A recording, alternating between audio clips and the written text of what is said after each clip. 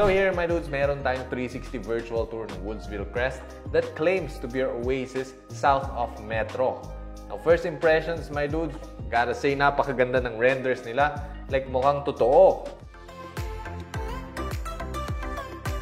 So yung kanilang one bedroom with balcony offering is around 41 square meters in floor area. And I gotta say, my dudes, this is more my style.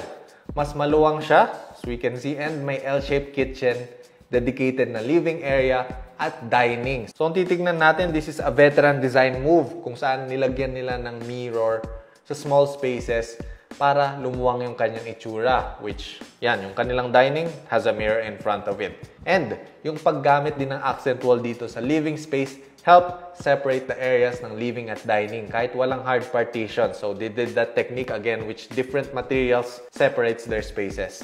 I like that. May smart console sila dito. So I'm guessing dito pwede mo kontrolin yung lights and switches. So most likely may kapartner itong kanilang smart console na app kung saan kahit wala tayo sa bahay ay pwede natin kontrolin. So planning wise, okay ito. Magandang kanyang mga finishes, very cozy. What more can you ask for?